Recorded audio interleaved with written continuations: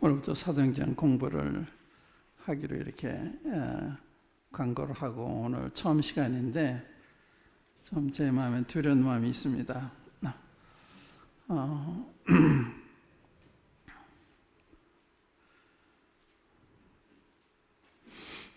성경 말씀을 어떻게 전하느냐 하는 것이 굉장히 중요한 문제인데 이 부분에 있어서 제 주님의 도움을 많이 필요로 합니다. 우리가 이제 누가복음 10장에 보면 한 율법사가 주님을 찾아와서 내가 무엇하에 영생을 얻으리까 이런 질문을 해요.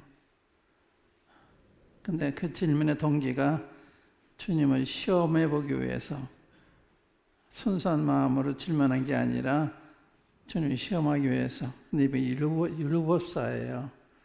성경을 많이 아시는 성경 학자인데 그런 태도로 주님 앞에 나온 거예요. 그때 주님이 율법에 무엇이라 기록됐으며 어떻게 읽느냐 이런 질문, 두 가지 질문한 거예요. 율법에 무엇이 기록되어 있고 또 너희는 어떻게 읽느냐. 이 질문에 대해서 첫 번째 질문은 대답을 잘했어요. 율법의 무엇에 대해서 율법의 내용을 잘 얘기를 했습니다. 그 다음에 어떻게 읽느냐에 대해서는 대답을 못했어요. 이러한 점에서 그 성경을 읽는다, 전한다 하는 게 참 두려운 일이다 하는 것을 제가 깨닫게 되기 때문에 두려운 마음이 많이 있습니다. 제가 증거하려고 하는 이 말씀은 하나님의 말씀이잖아요. 하나님의 말씀. 하나님 앞에 책임이 있고 여러분들에게도 책임이 있습니다. 그렇기 때문에 제가 두려운 마음이 많습니다. 전에는 제가 하루 종일 얘기해도 성경 얘기 하루 종일 할 수 있다고 생각을 했어요. 그렇게 뭔가 풍부하다고 생각했는데 점점 성경이 어렵고 두려운 이런 생각을 하게 됩니다. 그래서 오늘은 성경 공부란 무엇인가? 여기부터 시작할게요. 성경 공부한다는 게 뭐냐? 성경 공부하는 게 뭐예요? 이 성경을 가르치는 사람, 읽는 사람에 따라서 천차만별이잖아요. 기독교가 얼마나 종파가 많아요. 왜 그럴까요? 이 성경에 있는 것과 관계가 있어요. 성경을 제대로 읽으면 한 마음과 한 뜻이 되는데 그렇지 않기 때문에 한 마음 한 뜻이 안 되는 여기 이제 문제가 있잖아요. 그렇기 때문에 성경을 알고 대하는 이 성경은 영적인 책입니다. 영적인 책. 내 말이 영이여 생명이다 그랬잖아요. 영적인 책이기 때문에 이게 어려운 거예요. 우리는 눈으로 보고 귀로 듣고 육체로 체험한 것을 이해하는 것은 그래도 괜찮은데 정신에 속한 거 이런 건 좀 쉽지 않잖아요. 성경에 보면 이런 말씀이 있어요. 여러분들 아시는 대로 고린도전서 2장 14절에 보면 육에 속한 사람은 하나님의 성령의 일을 받지 아니하나니 저에게는 미련하게 보이며 또 깨닫지도 못하는 이런 영적으로 분별한다. 육에 속한 사람은, 거듭나지 않은 사람은 하나님의 성령의 일, 이 성경을 받지 않는 거예요. 미련하게 생각되는 거예요. 깨닫지도 못한다는 거예요. 그건 우리가 다 아는데, 그 다음에 육신에 속한 사람이 있어요. 육신에 속한 사람. 육신에 속한 사람은 거듭나긴 했는데 성령의 지배를 받지 못하고 육신의 지배를 받는 사람. 이 육신에 속한 사람이에요. 어떤 사람이 감정적으로 행한다든지 또한 자기 이해관계를 또 행한다는 게 다 육신에 속한 거예요. 성령에 속하면 하나님의 영광을 먼저 생각하는 거예요. 내 이해관계보다 하나님의 영광을 먼저 생각하고 형제 유익을 먼저 생각하고 이걸 가지고 이제 아는 건데 대개는 육신에 속한 사람들이 많습니다. 육신에 속한 거듭은 났는데 성령의 지배받는 것이 아니라 육신의 지배받는 자기 생각에 지배받는다든지 세상 경험의 지배를 받는다든지 세상 지혜의 지배를 받는다든지 이게 다 육신에 속한 거예요. 그래서 여기 말씀 있죠. 십자가의 도가 멸망하는 자들을 미라는 것이요 구원 얻는 우리에게는 하나님의 능력이라. 십자가의 도가 이게 십자가에 관한 이 말씀이 멸망하는 자를 밀어낸 거다. 다르잖아요. 똑같은 말을 듣는데 밀어내게 듣는 사람 또한 하나님의 능력으로 경험하는 사람 다 다르잖아요.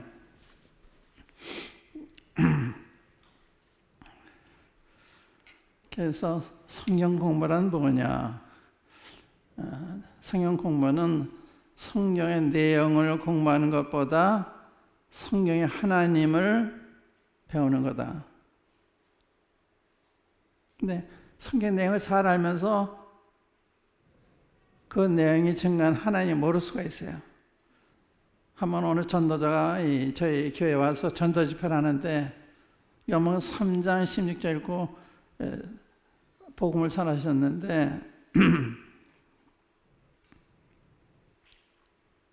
하나님 말하지 않고 독생자도 말하지 않고 영생에 대한 얘기, 영생에 대한 얘기했어요. 무슨 말인가 하면 요즘 전도하는 사람도 보면 구세주에 대한 얘기를 하지 않고 구원에 대한 얘기만 해요. 구원에 대해서. 근데 구원은 알겠는데 구세주는 모르는 거야. 그게 무엇이냐 무슨. 구원은 몰라도 구세주 알면 되는데 구원 이야기만 해요. 하나님께서 당신의 죄를 과거, 현재, 미래죄를 다 가져가셨기 때문에 믿기만 하면 된다. 이런 식으로 가르쳐요. 틀린 말이 아니에요. 그런데 구세주가 전제가 되겠는데 구세주는 얘기 안 하는 거예요. 그래서 구원은 깨달았는데 간증하려고 하니까 특별한 게 없는 거예요. 이 구원은 성령님의 역사를 통해서 일어나는 변화잖아요. 성령 역사를 통해서 일어나는 변화예요, 변화. 그래서 회개도 하게 되고, 회개는 성경 읽으면 성경 말을 깨달아지고, 감동이 되고, 이렇게 되는 거거든요. 제 얘기 잘 들리세요? 이게 지금 제 귀에는 너무 왕왕해서 좀,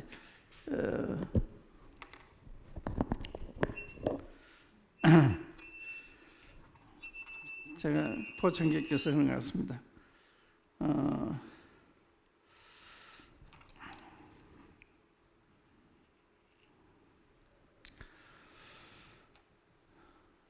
그래서 성경 공부는 성경의 하나님을 공부하는 거다.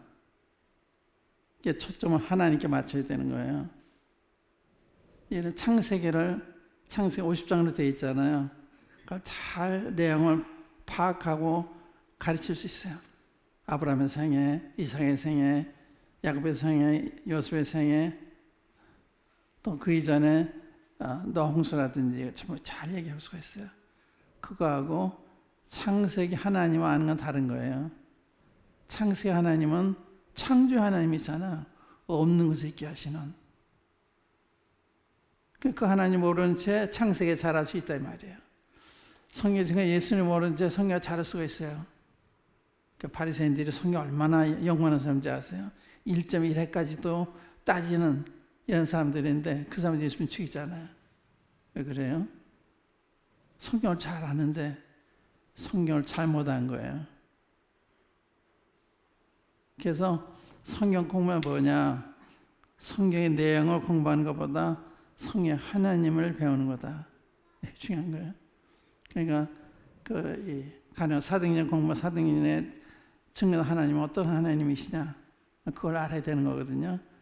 그걸 모르고 1장 파악을 하고 2장 파악을 하고 그래서 사도행전 공부한 게 아니에요. 제가 구원받은 간증 잠깐 해볼게요. 제가 이런 집회에 가서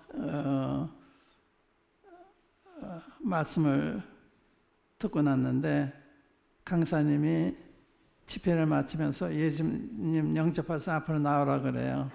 그래서 이미 교회를 한 4년 동안 나고 있었기 때문에 또 새벽기도에 또 다니고 부흥회도 다니고 그때 내가 고등학생인데 그렇기 때문에 제 속으로는 그래도 괜찮게 믿는다 이렇게 생각하고 있는데 초면인 분이 저를 팔을 잡더니 예수 영접해서 앞으로 나오라 그러니까 제 팔을 잡고 나가자는 거예요. 근데 굉장히 불쾌했어요. 먼저 물어보고 믿지 않나 그러면 믿으라 그럴 거지. 근데 이번에 이제 미국 선교사였는데 한국 사람이 이렇게 무시하나 아주 민족적인 자존심이 상했어요. 그래서 속으로 이렇게 교만한 사람이 어디 있지? 근데 다음 순간 이런 생각이 들어왔어요. 야, 저번에 내가 믿는 사람을 모르고 널 믿으라 그랬어도 결국 너를 사랑해서 그런 게 아니냐. 너 어떻게 전도하면 대가 요구하는 게 아니지 않느냐. 너는 너를 사랑하는 사람을 교만하다고 그랬는데 누가 더 교만한 사람이냐. 제가 더 교만하잖아요. 그래서 끌려나가서 한 가지 기도를 했어요. 하나님, 저는 교만한 사람이다. 이 교만을 용서해 주십시오. 한 5분 이상을 반복해서 하나님, 저 교만한 사람이에요. 제 교만 용서해 주세요. 그런 교만에 대한 설경이 아닌데 제 생각 속에서 제 잘못된 성령님이 가르쳐 주신 거죠. 그러고 와서 집에 와서 자고 그 다음 아침에 일어나서 마가복음 1장 앞에서 읽는데 성경이 바뀌었어요. 성경이 보여요. 성경이 환해요. 예를 들면 마가복음 1장 읽는데 예수님께서 귀신 들린 자에게 오시는데 귀신 들린 자가 그래요. 난 당신 누군지 아는데 지극히 높으신 분의 아들이다. 귀신도 있으면 하나님 아들로 시인하는구나. 이렇게 보이는 거예요. 이렇게. 그래서 하나님의 아들인 걸 알게 된 거예요. 그래서 성경을 듣기도 하고 읽기도 했지만 전혀 몰랐는데 그게 들리는 거예요. 또 성경 하나님 말씀을 하면 어떻게 하나님이 인간의 언어를 하셔 쓰셔 우리의 선진들 후손들을 해서 만든 좋은 책이겠지. 이 성경 가지고 다녔거든요. 그래서 사람이 썼다고 생각해요. 사람이 꾸며서 썼다고 생각한 거예요. 그래서 제가 너무 실감이 나니까 이게 어떻게 조작이지? 이게 어떻게 조작이지? 너무 실감이 나니까. 그래서 복음서 다 읽고서 그다음 사도행전에 들어갔어요. 사도행전 들어가니까 사도행전 초부에 여러분들 읽어보셨겠습니다마는 베드로가 주님을 세 번 부인했잖아요. 주님을 부인한 베드로가 주님을 죽인 그 관원들 앞에 나타나서 여러분들 예수님을 죽였는데 하나님이 살리셨습니다. 우리가 증인입니다. 이렇게 얘기를 하는 거예요. 제가 너무 놀랐죠.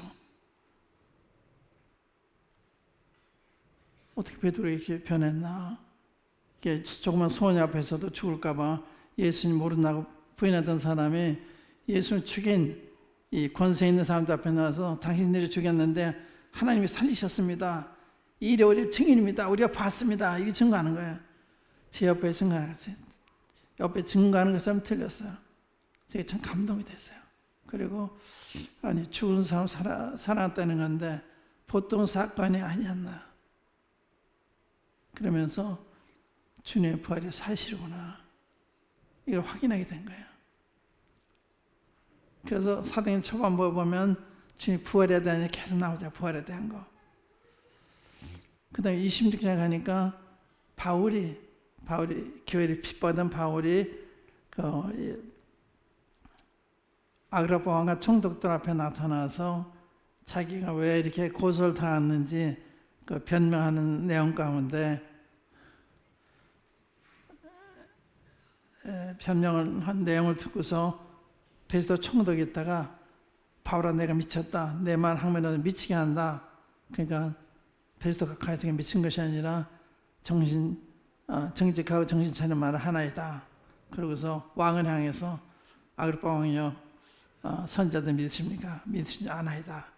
그러니까 내가 이 적은 말로 나를 구원해서 그리스도인이 되게 하려 하는구나 그래요. 그러니까 바울이 있다가 내 말이 많으나 적으나 오늘 당신만 아니라 내 말을 듣는 모든 사람이 내가 결박한 거 외에는 나와 똑같이 되기를 원하노이다. 이건 저한테는 클라이막스였어요. 죄수가 총독과 임금들한테 저 똑같이 되기 원한다는 거예요. 얼마나 간절한 마음으로 호소하는 말이에요. 그게 다 들리는 거예요. 그때 로마서 들어갔는데 로마서 보니까 쭉 있다 보니까 로마서 3장 24절에 그리스도 예수 안에는 구속으로 말미암아 하나님의 은혜로 값없이 의롭다 하심을 얻은 자, 의롭다 하심을 얻은 자, 이건 내가 의로워졌다는 게 아니라 의가 주어진 거니까 그래야지. 아담 얼마나 많은 죄를 지고 쫓겨났나. 과일 따먹지 말라는 거, 따먹은 죄 하나 때문에 쫓겨난 거 아닌가. 그 하나님 가면 죄가 하나도 없어야 되지. 맞아. 의롭다고 받아. 맞아. 그 다음 순간 제 속을 들여다 보니까 죄가 여전히 있는 거예요. 그래서 모순되게 생겼어요. 제가 의인이 돼서 죄가 없어야 되는데 왜 죄가 있지? 더 읽어나갈 수가 없었어요. 그러다가 이제 성경 공부에 가서 이거 우리 믿는 사람한테 하는 말씀 아니에요. 그거 몰랐냐 그래요. 그리고 보니까 사방에 믿음을 의롭다함 받았다는 얘기가 나와요. 5장 1절에 보면 우리가 믿음을 의롭다함을 얻었은즉 또 의롭다 하시는 하나님이시니 누가 정죄하 이렇게 성경이 다 보이는 거예요. 제가 이런 말씀드리는 것은 성경이 성령의 감동을 통해서 읽을 때와 그러지 않은 차이가 있단 말이에요. 성령이 이 말씀에 살아서 움직이는 거예요. 살아서. 우리 움직이는 거야. 근데 성경은 하나의 학문으로 문자로 읽으니까 성경 많이 하는데 사람 안 변하는 거야. 그래서 사도행전 읽을 때도 초점을 늘 하나님께 두셔야 돼요.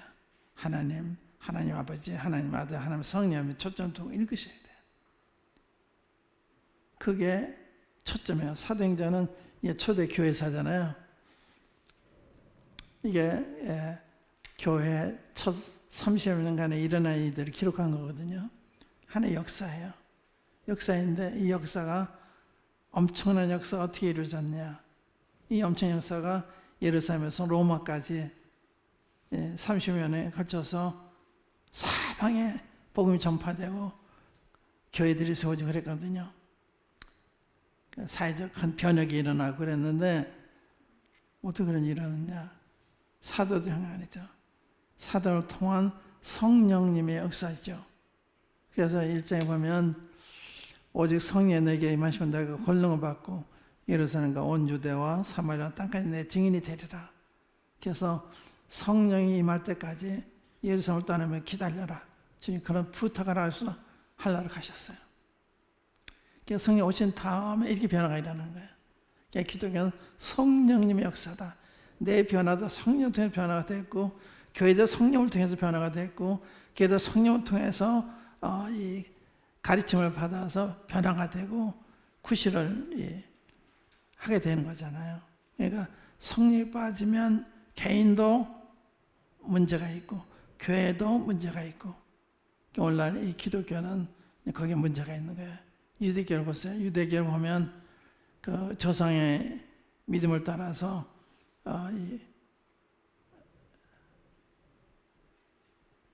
하나님을 섬긴다고 섬기는데 주님 당시에 유대인들에 대해서 예수님의 첫 마디가 뭐예요? 회개하라, 종이 가까웠다. 회개하라는 말은 너희들 하나님을 떠났으니까 하나님께 돌아오라는 거예요. 아니, 십계명을 지키려고 노력하고 있고 또 여호와의 절기를 때마다 지키고 있는데 어떻게 하나님께 또 돌아오라 그러지? 이해가 안 가는 거예요. 그때 예수님께서 너희들 입술은 나를 존경하되 마음은 내게서 멀다다. 이 마음이 문제야. 마음이 주님을 향해서 어떠한 마음을 가지고 있는지 이게 문제잖아요. 이게 이제 교회와 관련해서는요. 에베소 교회 보면은 에베소 교회는 그 사도 바울이 3년 동안 함께한 가르친 아주 은혜를 입은 교회죠. 그 신약성에 에베소 교회만큼 많이 언급된 교회가 없어요. 그런데 에베소 교회 점점 이게 그 약화돼 가는데 사도행 20장에 보면 사도 바울이 에베소 장로들을 마지막으로 만나면서 그 간곡한 부탁을 해요. 내가 떠난 후에 흉악한 이가 너희가 내 들어와서 양떼를 아끼지 아니하고 또 너희 중에서도 자기를 쫓게 하려고 어그러진 말을 할 사람들이 일어날 줄 내가 아느니 3년 밤낮 내가 눈물로 후회하는 기억하라. 간곡히 부탁을 떠났는데 장로들이 그것을 심각하게 듣질 않았어요. 그래서 디모데 전서 때 보면 벌써 거짓 교사에 들어와 있잖아요. 신화와 족보에 창념하는, 그때 사도 바울이 그러잖아요. 디모데에게 편지하면서 경계의 목적은 청결한 마음과 선한 양심과 거짓이 없는 믿음으로 나는 살아가기를 어떤 사람 뒤에서 벗어나 율법의 선생에 되려 하나 자기가 말하는 걸 확신하고 깨닫지 못한다. 성령의 목적이, 성가시의 목적이 우리에게 청결한 마음, 선한 양심, 거짓 없는 믿음을 가져가는 목적이 있는데 그건 제외하고 신화 족보에 창림한 거예요. 예, 굉장히 두려운 거죠. 그러니까 성경을 볼 때는 그 성령을 통해서 봐야 된다. 그건 내가 말씀드리고 싶어요. 그러니까 주님은 성령을 통해서 오늘 읽는 말씀을 깨닫게 해주시오. 제 음성이 들리게 해주십시오. 주님을 뵙게 해주십시오. 이렇게 필요한 거거든요. 그냥 보면 문자 보니까 스토리는 아는데 교훈은 아는데 변화가 아니라는 게 나한테 적용 안 되니까. 무슨 말인지까지 이해가 되세요? 그 생각하면 그게 중요하다는 말씀을 드리고 오늘은 이제 사도행 1장을 보겠는데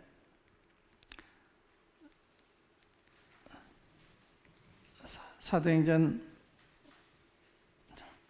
얼마나 읽고 오셨어요? 지난 주일에 사도행전을 읽고 오시라는 일은 아마 광고를 들으셨을 거예요. 제가 부탁을 했어요. 그리고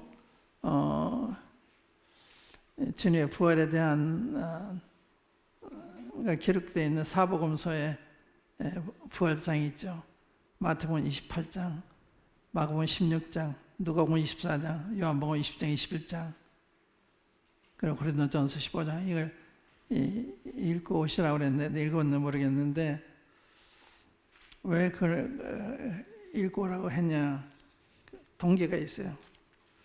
사도행 1장 한번 읽어보겠습니다. 사도행 1장 2절로 11절을 보겠습니다. 이게 핵심입니다. 사도행전에 굉장히 중요한 말씀이에요. 이 말씀을 잘 듣고 우리가 그 주의 말씀대로 부활한 주님을 사로이 뵙고 또 성령님의 권능을 체험한다면 사도행전 같은 그런 변화가 우리 교회 안에 내 생활 속에 일어나는 거예요. 그걸 바라기 때문에 제가 이렇게 읽어보라고 말씀드렸는데 한번 제가 읽어볼게요. 어느 형제님 한번 읽어주세요. 1절부터 11절까지 큰 소리를 한번 마이크까지 한번 읽어주시겠나요?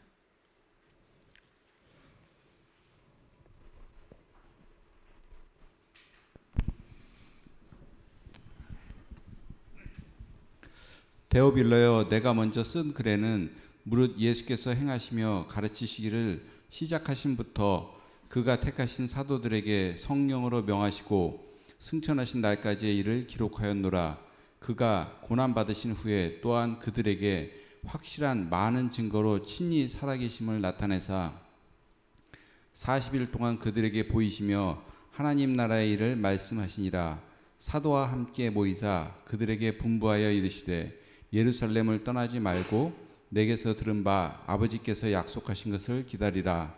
요한은 물로 세례를 베풀었으나 너희는 몇 날이 못되어 성령으로 세례를 받으리라 하셨느니라. 그들이 모였을 때 예수께 여쭈어 이르되 주께서 이스라엘 나라를 회복하심이 이때니까 하니 이르시되 때와 시기는 아버지께서 자기의 권한에 두셨으니 너희가 알 바 아니요 오직 성령이 너희에게 임하시면 너희가 권능을 받고 예루살렘과 온 유대와 사마리아와 땅끝까지 이르러 내 증인이 되리라 하시니라. 이 말씀을 마치시고 그들이 보는데 올려져 가시니 구름이 그를 가리어 보이지 않게 하더라. 올라가실 때에 제자들이 자세히 하늘을 쳐다보고 있는데 흰옷 입은 두 사람이 그들 곁에 서서 이르되 갈릴리 사람들아 어찌하여 서서 하늘을 쳐다보느냐 너희 가운데서 하늘로 올려지신 이 예수는 하늘로 가심을 본 그대로 오시리라 하였느니라. 감사합니다. 여기 3절 말씀이 중요하고요. 그 다음에 그 4절 이후로 8절 말씀 중요한데 이 3절을 자세히 보시면 주님이 부활하신 다음에 사도를 찾아오셔서 40일 동안 자기를 나타내시고 보이셨다. 불과 40일 전에 십자가에 처절하게 돌아가신 걸 봤는데 이분이 살아나신 거예요. 살아나셔서 제자들 찾아오신 거예요.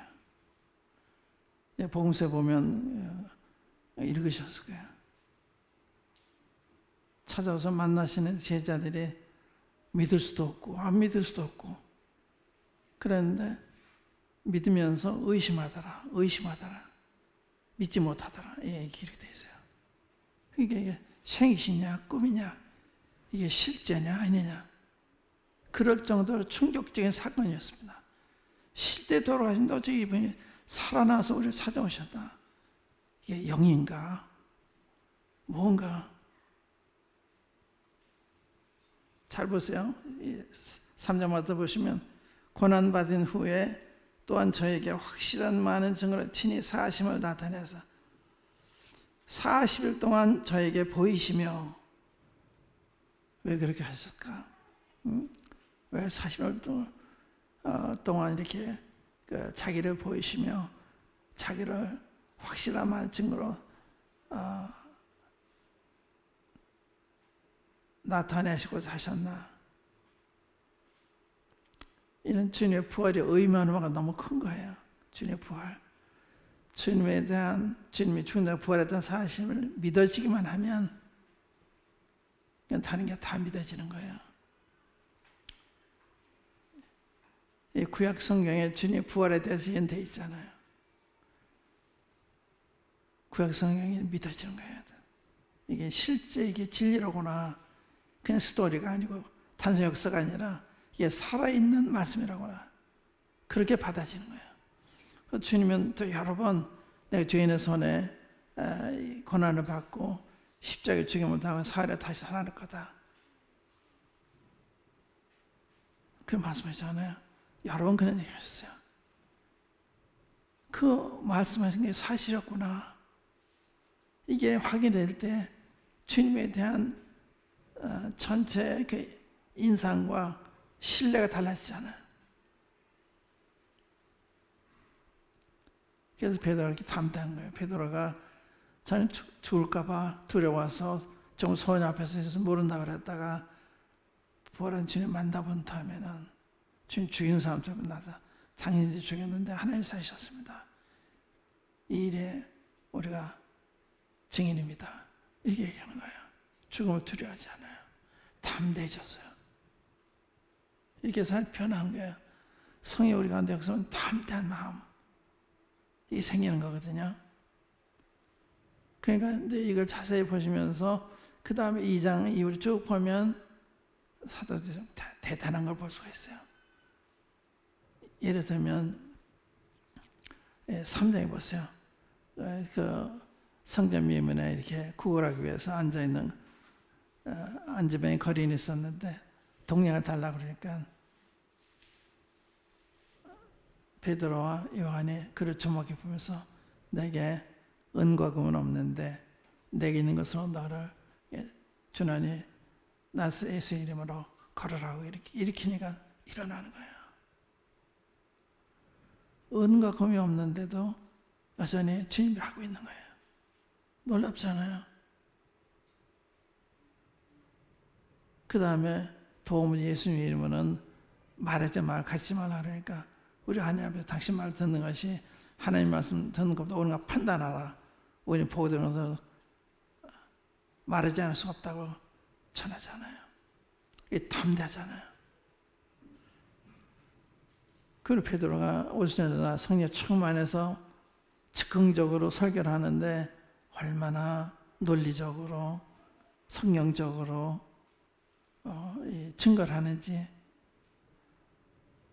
오순절날 성령이 임하셔가지고 사람들이 세 각국에서 모였는데 자기 나라 말로 다 하나님에 대한 이야기를 듣게 되니까 놀란 거예요. 어떻게 다 우리말 이렇게 다 들리지? 그때 이제 베드로가 서서 예루살렘 가면 내 말에 귀를 기울여라. 이 베드로가 누구예요? 어부잖아요. 하류교회 사람이거든요. 학문이 별로 없는 사람인데 그 모인 사람들은 재능들도 있고 유럽 사람들이 많은데 그들 앞에서 내 말에 귀를 기울여라. 이게 무슨 일이 내가 설명해 주겠다. 그러고는 요나서 인용을 해서 이 말씀대로 된 거다. 그 증거하잖아요. 성경이 조명이 되는 거예요.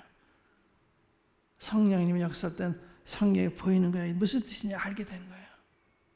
생각나게 하고 깨닫게 하시고.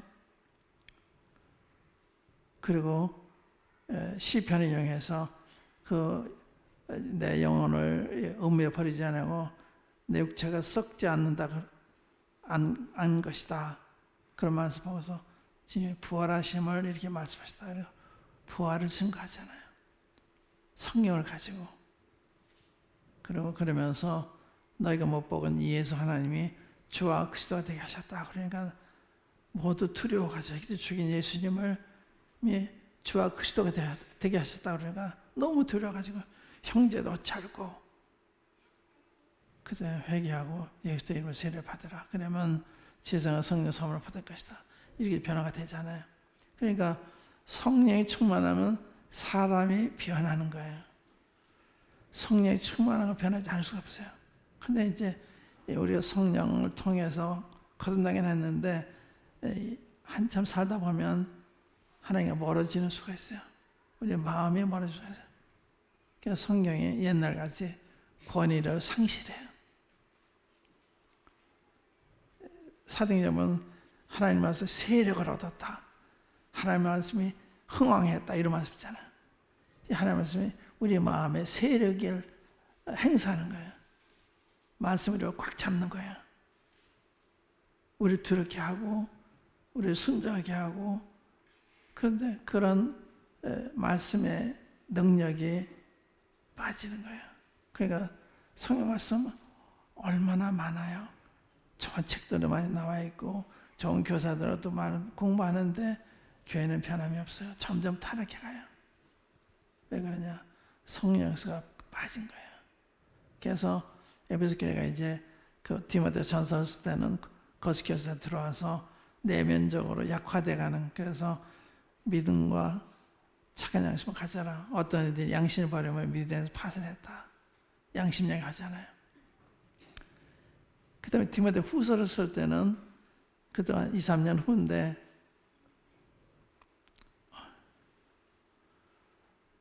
아시아의 모든 사람 다 나를 버렸다.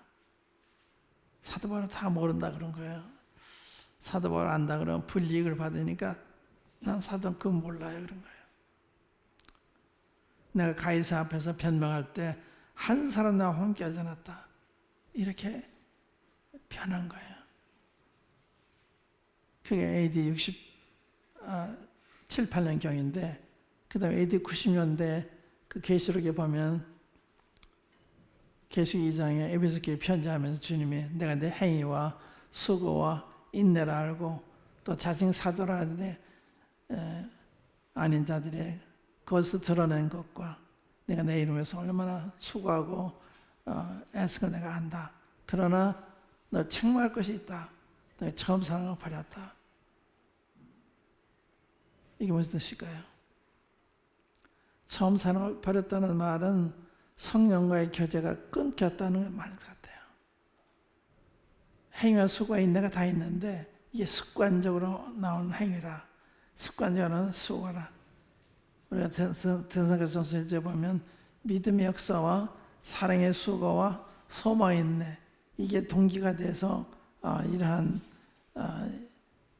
행동이 나오는 건데, 이제 그런 믿음에서 나온 게 아니고 상에서 나온 게 아니고 소망에서 온 게 아니라 습관적으로, 만찬도 그저 습관적으로, 성경 공부도 습관적으로, 기도도 습관적으로.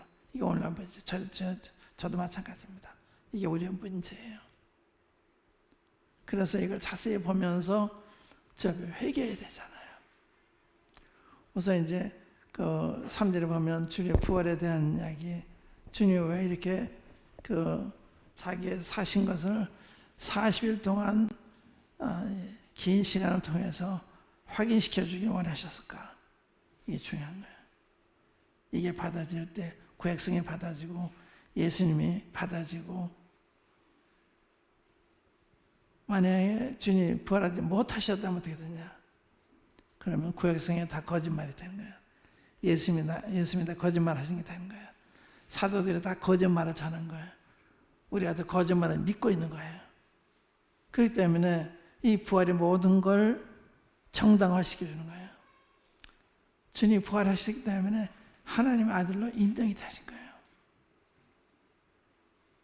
그래서 부활이 이렇게 중요한 거기 때문에 그 다음 그때 증거할 말씀은 주님이 부활을 증거해요. 부활을 증거해요. 예수님이 부활을 증거.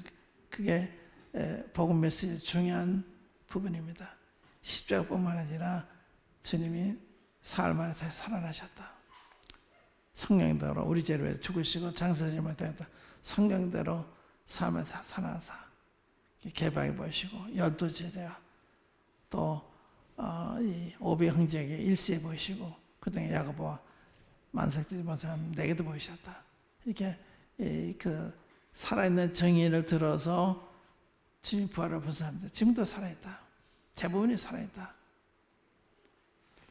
그런데 고린도 교회는 죽은 자가 어떻게 다시 사냐? 죽으면 그만이지. 그래서 거기에 대한 답을 고린도서 15장에 하고 있는 거예요. 그래서 이 부활에 대한 걸 확실히 하는 거.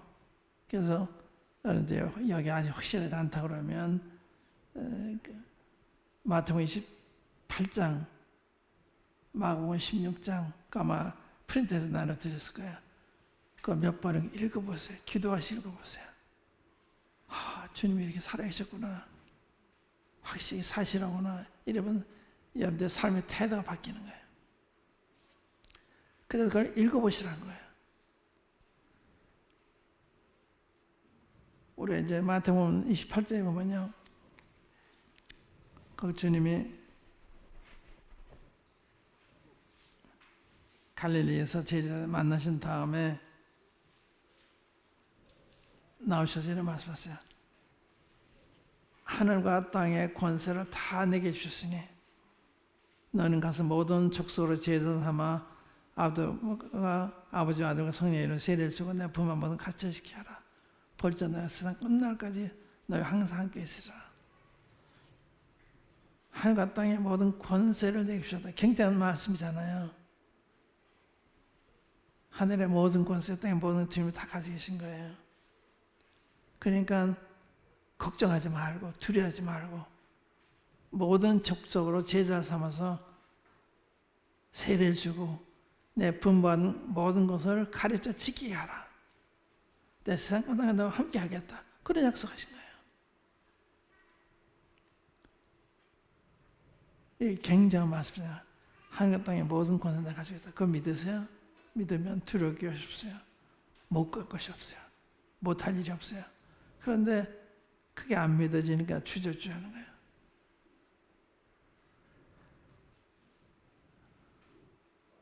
또 계시를 보면요, 계시 1장에 보면 이제도 계시고 전에 계시고 장차 오실 이와 그 보좌 앞에 7영과 또한 충성된 증인으로 죽은 자 가운데서 살아나셔서 땅의 임금들의 머리가 되신 예수 그리스도로 말미암아 너에게 은혜 평강이 있기를 바라노라. 여기 예수님을 가리켜서 땅의 임금들의 머리라 그랬어요.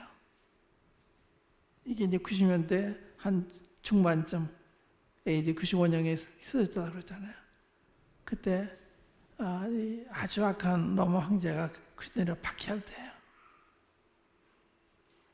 아주 무서운 때였는데 그때 주님이 나타나셔가지고 밤모습 유배되어 있는 사도 요한한테 땅의 임금들의 머리가 되신 예수 그리스도. 이게 믿어지면 뭐가 들어와요? 다 대통령 임금들 하나님의 수하에 있는데 내 주님의 수하에 있는데 그분이 허락하지 않으면 나도 손을 대지 못하는 거예요. 또 그 뒤에 보면 내가 사막 음부에서 가졌노니 그러잖아. 주님은 사막 음부에서 가지고 계신, 그러니까 이 우주에 대한 전권을 가지고 계신 이분이 우리 주님이시잖아요. 지난번에 우리가 이제 그 일꾼들 모임에서 우리가 섬기는 하나님이 어떤 하나님이냐, 놀라우신 하나님이다. 그 말씀드렸잖아요. 그 책을 나눠드렸는데 이게 놀라운 분이 우리 아버지고 날 사랑하신 분이고 나 함께 하시는 분이시고 그걸 못 믿기 때문에 문제가 되는 거예요. 못 믿기 때문에. 믿으면 달라지는 거예요.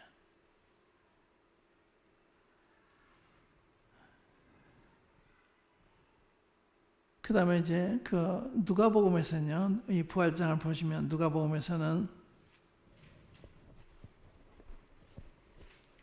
한번 누가 24장 한번 열어보실까요? 누가복음 24장.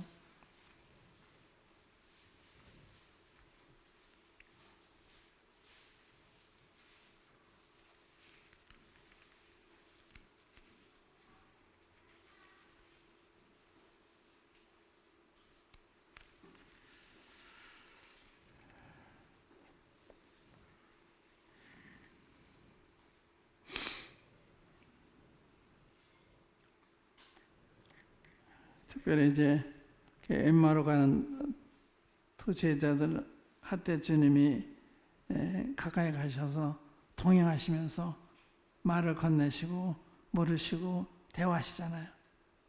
그런데 같이 가는 사람 주님을 알아보지 못해요. 그 16절에 보시면 24장 16절에 저의 눈이 가려져서 그인 줄 알아보지 못하거늘 주님하고 대화를 하고 동행을 하면서 또 주님이 안 보이는 거예요. 이게 우리 성경 보면서 안 보이나 똑같은 거예요. 왜 그러냐? 눈이 가려져서. 그런데 30절에 보면 저희 눈이 밝아져 그인 줄 알아보더니, 눈이 밝아져야 주님 어떻게 밝아져요? 성령님을 통해서 밝아진 거예요. 그게 성령의 도움이 필요한 거죠. 그래 성령의 내 눈이 밝아지면 주님이 보이는 거예요. 주 음성이 들리는 거예요.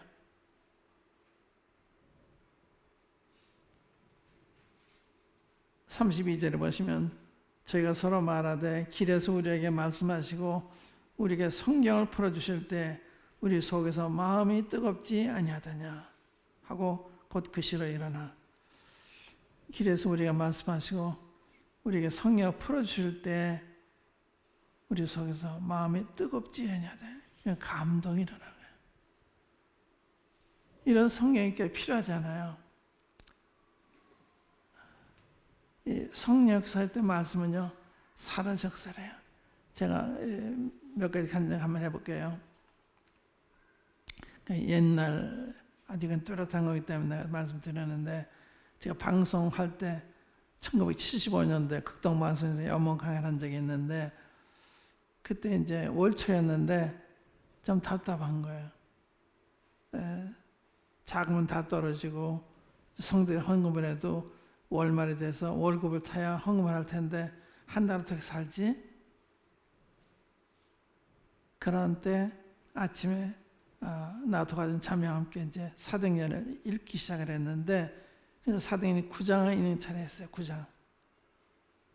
9장에 보면 호련히 하늘로서 우리 일행들을 둘러 비추는 일 하면서 호련히 지금 호련히도 역사하시구나.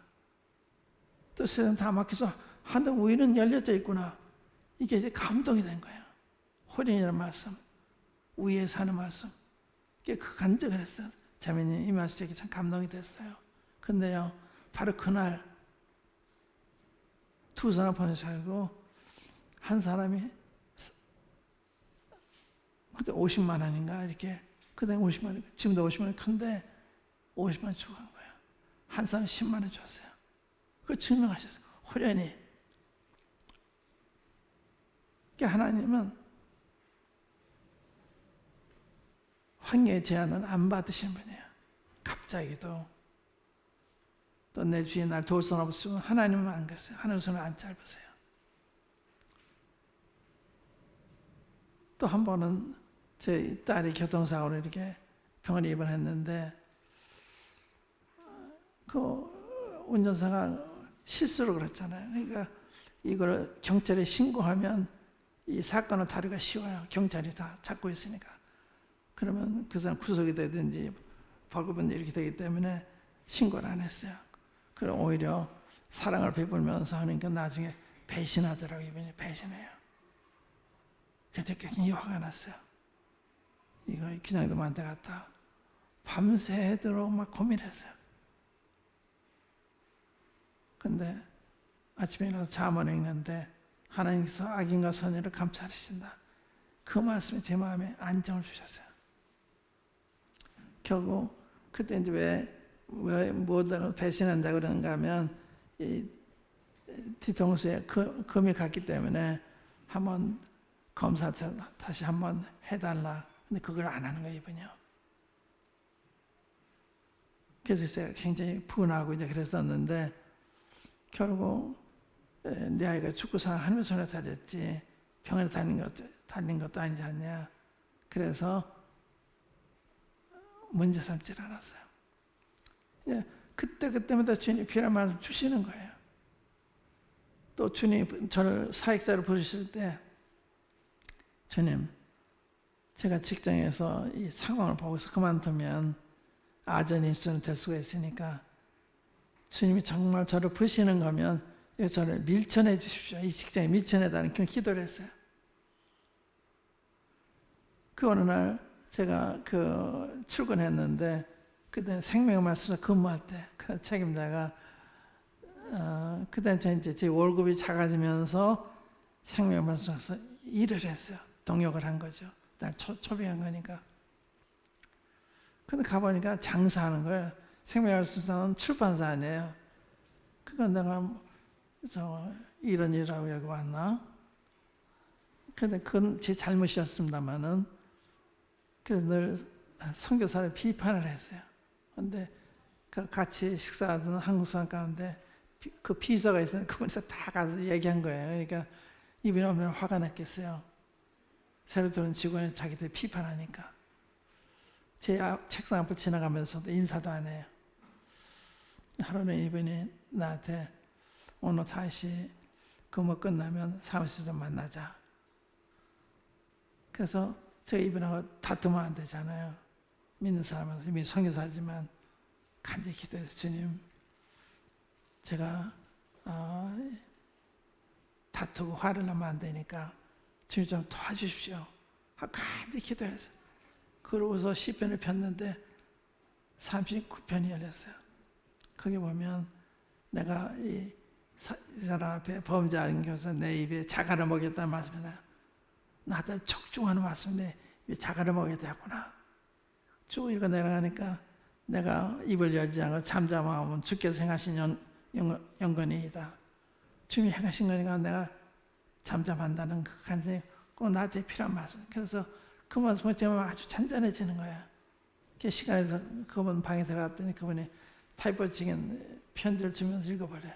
보니까 나 몇 달치 월급을 줄 테니까 너 다른 직장을 구해봐라. 너 믿음이 갖지 않으니까 그런 일종의 권고 사직이죠.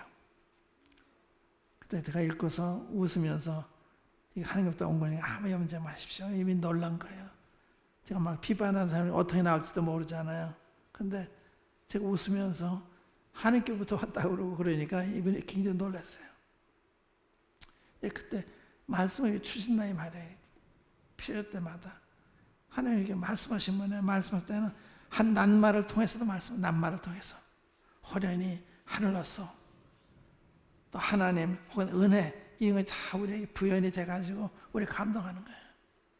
그러니까 성령을 통해서 말씀 읽는 것과 그냥 우리 인간의 생각이 다른 거다. 그 얘기 드리는 거예요. 거기가 성경적으로 제가 한번 말씀을 보여드릴게요.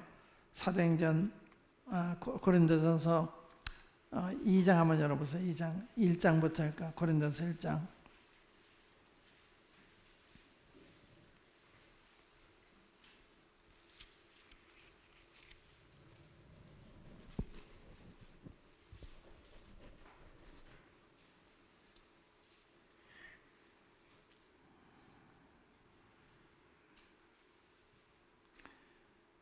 저 여기 기록된 게 1장 18절 말씀이잖아요. 십자가의 도가 멸망하는 자들에게는 미련한 것이요 구원을 얻는 우리에게는 하나님의 능력이라. 기록된 바 내가 지혜 있는 자들의 지혜를 멸하고 총명한 자들의 총명을 펴리라 하였으니 20절 지혜 있는 자가 어디에 있느냐 선비가 어디에 있느냐 이 세대의 변사가 어디에 있느냐 하나님께서 이 세상의 지혜를 미련케 하신 것이 아니냐.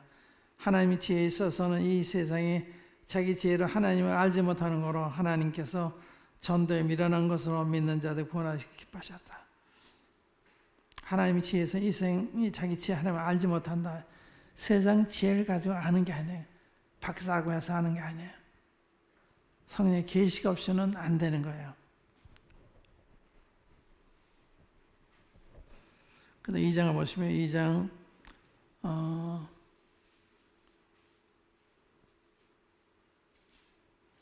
6절부터요.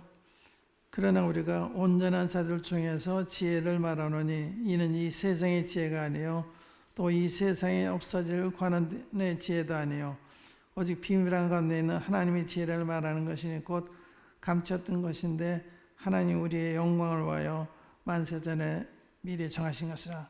이 지혜는 이 세대 관원이 하나도 알지 못하였는 보세요. 이 지혜는 이 세상의 관원이 하나도 알지 못하였나니 만약 알았다면 영광의 주로 십자가에 못 박지 아니하였으리라. 기록된 바 하나님이 자기를 사랑하는 자들과 예비하신 모든 것은 눈으로 보지 못하고 귀로도 듣지 못하고 사람의 마음으로도 생각지 못했던가 같으니라. 오직 하나님이 성령으로 이것을 우리에게 보이셨으니 성령은 모든 것 곧 하나님의 기쁜 것이라도 통달하시느니라. 그 다음 보세요. 사람의 사정을 사람의 속에 있는 영 외에는 누가 알려? 이와 같이 하나님의 사정도 하나님의 영 외에는 아무도 알지 못하느니라. 우리가 세상의 영을 받지 아니하고 오직 하나님께로 온 영을 받았으니 이는 우리를 하여금 하나님께서 우리에게 은혜를 주신 것들을 알게 하려 하심이라. 우리가 이것을 말하거니와 사람의 지혜에 관한 말로 가르친 말로 아니하고 오직 성령의 가르친 것으로 하니 신령한 일은 신령한 것으로 분별하니 영적인 것은 영적으로 분별한다. 그래서 하나님이 성령으로 우리가 보이시고 성령의 가르친 것으로 말한다. 이게 중요한 거예요. 전달 때도 그 2장 1절부터 보면 내가 너에게 나가 삼위천가 전했다 말같이 하는 것 하지 않았다 그랬잖아요. 5절에 보면 4절에 보면 내 말과 내 전도함이 지혜에 관한 말로 하지 아니하고 다만 성령의 나타남과 능력을 하여 너희 믿음이 사람의 지혜에 있지 아니하고 다만 하나님의 능력에 있게 하려 하였느라.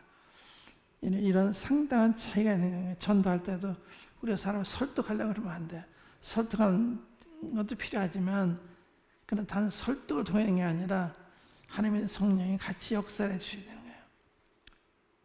그래서 성령이 함께 해 주셔야만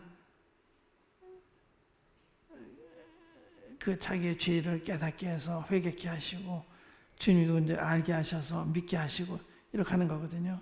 그래서 제가 말기지 지혜 아름다운 사자라고 하나님의 능력은 성령의 나타남을 했다. 이게 중요한 거예요. 이게 전도할 하나님을 의지해야 되는 것은 죽은 사람 살리는 게 전도하는 거잖아요. 우리가 죽은 사람 살릴 수가 있어요. 눈먼 사람을 보게 하는 게 성령 역사죠. 어떻게 우리가 소경을 눈뜨게 해서 보게 할 수가 있어요. 우리 할 수 없는 거거든요. 성령께서만이 할 수가 있는 거예요. 그렇기 때문에 성령 의지해야 되는데 전도를 쉽게 생각하면 내가 저 사람 설득할 수 있다. 그렇게 되는 거 아니에요. 성령 역사 좀 죽은 사람 어떻게 살려요? 소경을 어떻게 뜨게 해줄 수가 있어요. 구원전에 이런 문제이기 때문에 성령을 전적으로 의지해야 되는 이게 필요한 거예요. 그래서 사도행 1장에서 우리가 이제 부활에 대한 얘기하다 여기까지 갔는데, 그래서 주님의 이 부활의 의미가 굉장히 크기 때문에 여기 대해서 재확인해 보시는, 그러니까 그 복음서에 부활에 관한 기사를 기도하고 다시 한번 읽어보시고, 또 고린도전서 그 15장에 부활에 대한 말이 나오잖아요. 거기 보면 한번 고린도서 15장 한번 열어보겠습니다. 고린도전서 15장.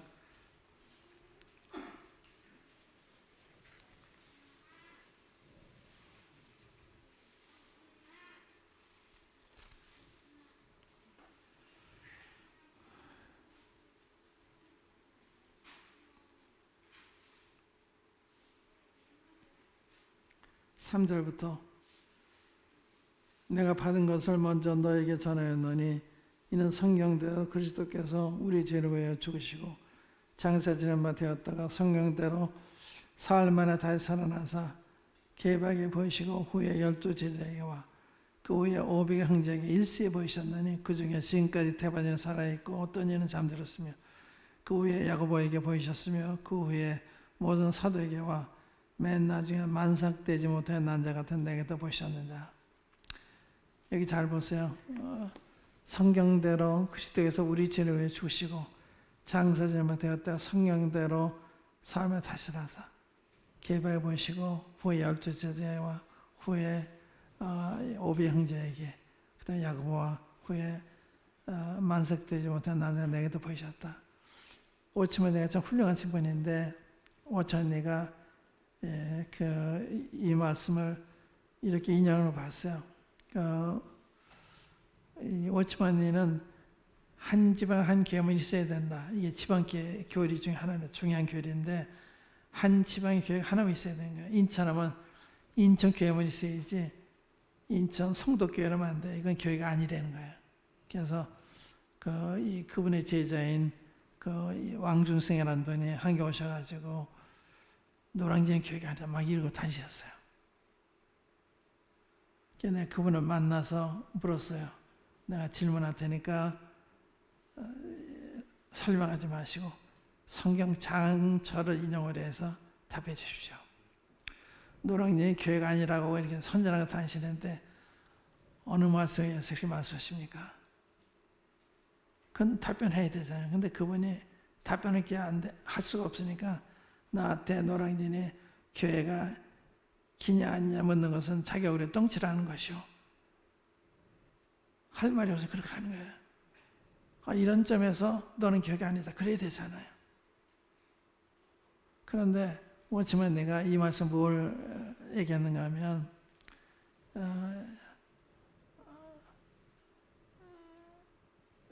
12사도와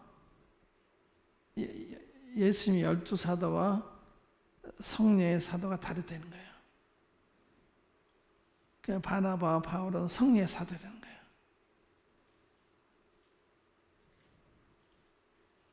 그래서 여기 이걸 인용했어요. 개바에 보시고 12 제자와 그다음에 또 모든 사도들에게 야고보에게. 근데 이 말씀은 사건의 순서를 말씀한 주님이 먼저 개바에 보시고 후에 또 어떻게 됐어요? 그게 개바에 보이시고 후에 12 제자에게와 그 후에 500 형제에게 이세 보시더니 그 후에 야고보에게 보셨으며 그 후에 모든 사도에게와 이게 순서잖아요. 이게 그런데 봐라, 12제자 다르고 모든 사도가 다르지 않냐. 이걸 인정해서 12제자와 성령사가 다르다는 걸 워치만 내가 이렇게 이 말씀 인용을 해서 그래서 이거 맞지 않는구나. 그러니까 훌륭한 분들이 이렇게 잘못할 수가 있어요. 그래서 우리가 말씀 볼 때는 성령이 잘 보지 않으면 이 잘못할 수가 있어요. 자기가 증거되는 것에 유리하다고 생각하면 막 함부로 인용하는 이제 그와 똑같은 거예요. 그러니까 하나님의 말씀은 누구나 잘못 증거할 수가 있어요. 그러니까 조심해야 되는 거죠. 그래야 된다는 얘기 말씀드리고요. 그 다음에 여기 이제 살아있는 증인들이 얘기했잖아요. 그 500 형제 일시에 보이시더니 그 중에 태반이나 살아있고 대다수 살아있다는 거예요. 이때는 믿는 사람들을 핍박하는 때였는데 거짓말을 할 수가 없잖아요. 진리 말해도 핍박을 당하는데 거짓말해서 핍박을 당했으면 누가 있겠어요. 그러면서 이제 부활을 증거하는데 어째 너희 중에서는 죽은 자의 부활이 없다고 하느냐. 그렇다면 그리스도도 부활하지 못하셨을 거 아니냐. 이제 그런 논리로 얘기하는데 12절부터 보시면 그리스도께서 죽은 자 가운데서 다시 살아나셔서 전파되었거늘 너희 중에서 어떤 이들은 어째 죽은 자 가운데서 부활이 없다 하느냐. 만일 죽은 자의 부활이 없으면 그리스도도 다시 살지 못하였으리라. 만일 다시 살지 못하였으면 우리의 전파하는 것도 헛것이요 또 너희 믿음도 헛것이며 그렇지 않아요. 우리 전도가 헛것이고 믿는다고 하는 다 헛것이다. 주님 부활이 없다면 또 우리가 하나님의 거짓 증인으로 발견되리니 우리가 하나님의 그리스도를 다시 살리셨다고 증거했습니다. 만일 죽은 자가 다시 사는 것이 없으면 하나님이 그리스도를 다시 살리시지 아니하시리라. 만일 죽은 자가 다시 사는 것이 없으면 그리스도도 다시 사신 것이 없어서요. 그리스도께서 다시 사신 것이 없으면 너희 믿음도 헛되고 너희가 여전히 죄 가운데 있을 것이요. 속죄 문제도 해결하는 거야. 죄 가운데 있을 것이요. 또한 그리스도 안에서 잠자는 자도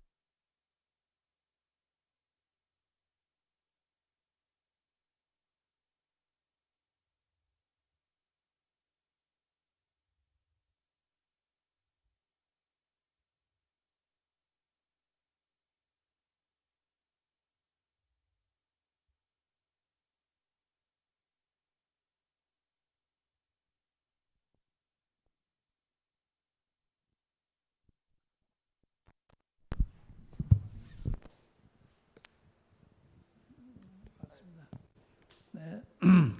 그러니까 이 부활이 없다는 말은 안 되는 거다. 부활이 없다면은 우리의 전도하는 것도 헛것이고 우리의 믿음도 헛것이고 우리가 바라는 것도 다 헛것이고 구속도 헛것이고 다 헛것이잖아요.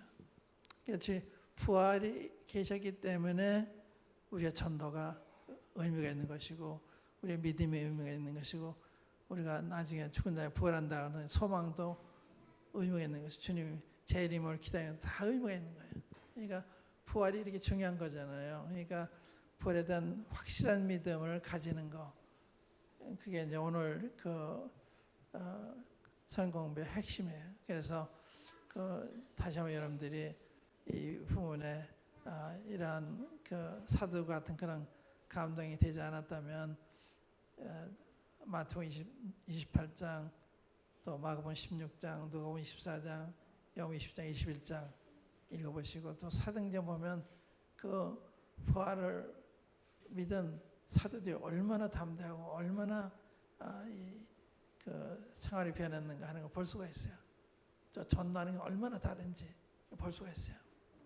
그래서 주님의 부활에 대한 믿음이 이렇게 중요하기 때문에 40이라고 하는 이런 긴 시간을 할애해서 자기를 보이시고 나타내시고 그러셨구나. 그게 이제 오늘 이야기의 핵심이에요. 그 다음에 이제 다음 시간은 성령님에 대한 이야기인데 여기 보면 그 성령님에 대해서 두 번째로 얘기하는데 그게 그리스도의 삶, 그리스도의 전도, 또 교회 생활, 또한 선교에 다 관계가 되는 거예요. 제가 서론적으로 면면서 들어보면은 성령이 임하기 전과 임하기 후에 생각의 차이가 있어요. 성령이 임하기 전에 제자들은 주님께서 이스라엘 나라 회복하시면 이때니까 그러잖아요. 자기 나라만 생각을 해요. 근데 주님은 이때 성령 내게 임하시면 내가 권능을 받고 땅 끝까지 이런 내 증인이 되라 그러잖아요. 지금은 온 세계 생각하는데 이 제자들은 자기 나라만 생각하는 거예요. 그러니까 성령이 인도하실 때는 나와 관계된 거, 우리와 관계된 거 이걸 넘어서 다른 사람을 생각하게 되는 거다. 이런 차이가 있는 거예요. 그러니까 성령이 하시지 않으면 자기 이스라엘 나라를 위해서는 살았을지 모르지만 주님이 바라시는 세계 선교는 못했겠죠. 그러나 사도행전 보세요. 이게 로마까지 가잖아요. 스페인까지 가잖아요. 우리나라까지 왔잖아요. 이게 성령님의 역사예요. 이게 놀라운 거죠. 그러니까 일정에 말씀하는 너희는 요한은 물로 세례 줬고 하는 너는 몇 년에 못해 성령의 세례를 받으라. 이게 뭐냐? 또 오직 성령이 임하셔서 권능을 받고 땅가에 내 증인이 돼. 이게 뭐냐? 이제 이게 성령으로 말미암는 거예요. 그렇기 때문에 여러분들이 지금 성경에 관심 많은 다 이게 훌륭한 거고 이게 성령 역사 관계가 있다고 볼 수가 있죠. 그러니까 성령 역사할 때 우리 생각도 변하는 거예요. 관심의 대상이 변하는 거예요. 이기적인 사람이 이타적인 사람이 되는 거예요. 우리 모임을 생각하는 다른 모임을 생각하는 거예요. 이게 다른 거예요. 우리 모임 그건 좋은 게 아니에요. 다른 사람 생각하는 거예요. 이게 성령님의 생각이시다. 그래서 다음 시간에는 성령이 누구시고 어떤 분이시냐, 성령 역사는 어떤 일이 벌어지냐, 이제 이런 걸 공부할 텐데 우리가 이제 2장에 보면 게 나오죠. 2장에 보면 그런 놀라운 변화가 일어나요. 그러니까 성령이 권세가 임했을 때 어떻게 베드로가 변했고 사도들이 변했고 초대교회 성도들이 변했나, 그게 예루살렘 모습이잖아요. 그러니까 그 성령이 대단히 중요한. 여기서 그냥 1장 뭐가 기록이 되어 있다, 2장 뭐 이렇게 그거 공부하는 게 아니에요. 그러니까 성령이 이렇게 중요한 분이시고 그래서 성령 우리에게 주셨다. 성령의 권능을 입어야 되고 성령 인도를 받아야 되고 성령의 충만을 받아야 되고 이 중요성을 서로 이해하자고 하는 것입니다. 오늘 여기까지 하겠습니다. 혹시 질문해 주시고 아니면 이거를 마치도록 할게요.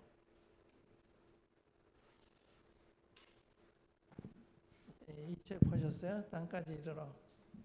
제가 사도행전 강의한 건데 열린문이 연재로 하던 거지. 책으로 나 벌써 몇 년 됐는데 이게 지금 책이 많지가 않습니다. 그래서 혹 원하시면 제가 구해가지고 갖다 드릴게요. 아마 북배 가면 이게 남아있는 게 있을 거예요. 제가 찾아볼게요. 이게 이제 그런 관점에서 그 사도행전을 해설한 거예요. 그러니까 혹시 참고하기 원하시면 이거 보시면 되고 또 다른 사도행전 강의에 있으면 보셔도 좋겠습니다. 질문 있어요? 다른 질문? 질문이 없는 것도 문제, 있는 것도 문제. 한번 기도하십시다. 한번 기도하시고 마치도록 하겠습니다.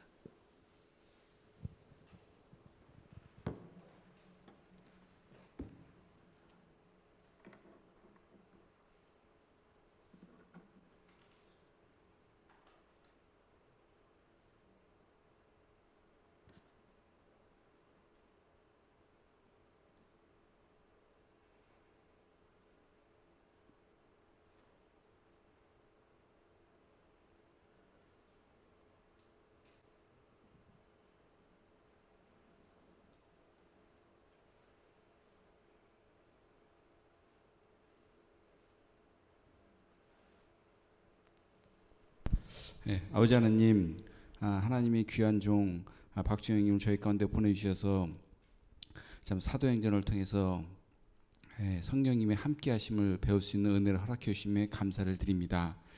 참 저희가 성령을 의지하지 않으면 오늘 들었던 말씀처럼 만찬도 습관적으로, 기도도 습관적으로, 예배도 습관적으로, 또 교회에 열심히 오는 것도 우리의 습관이 일종이 될 수 있지만, 참 성령님이 역사할 때, 또 성령님이 의지할 때 하나님 앞에 영광을 돌릴 수 있는 것을 감사를 드립니다. 아버지 하나님, 참 우리가 아무것도 없을 때 허둥거리고 당황할 수 있지만, 하나님께서는 아무것도 없는 곳에서도 호련히 역사할 수 있는 그러한 분이시고 그런 놀라운 분이신 것을 참으로 감사를 드립니다. 우리가 성경을 많이 아는 것 같고 또 성경을 오래 배운 것 같지만, 참 성령님을 의지하지 않고 내 육신대로 성령님의 도우심 없이 내 육신의 말을 하고 내 육신의 행동을 할 때 하나님 앞에 역사하지 못하는 것을 오늘 배워서 알게 됨을 인하여 참으로 감사를 드립니다. 오늘 시작한 이 사도행전이 시간이 가면 갈수록 참 우리 하나님의 은혜로 주님의 그 말씀이 우리 마음 가운데 잘 박힌 모처럼 말씀이 마음에 새겨져서 더욱더 하나님을 영광스럽게 하고 우리의 배우는 지식이 날로 주님의 은혜 가운데 커질 수 있도록 도와주시기 원하옵나이다. 자, 이 말씀을 증거하시는 박준영님에게 영육간의 강건함을 더해 주셔서 날이 가면 갈수록 더욱더 총기 가운데 또 은혜 가운데 은혜가 넘치는 말씀을 잘 증거할 수 있도록 건강을 허락해 주시기 원하옵나이다. 오늘 이렇게 첫 번째 사도행전 귀한 말씀을 들을 수 있는 데까지 은혜롭게 여기까지 인도해 주신 하나님 앞에 감사를 드리며 우리 주 예수 그리스도의 귀하신 이름으로 감사하며 기도드렸습니다.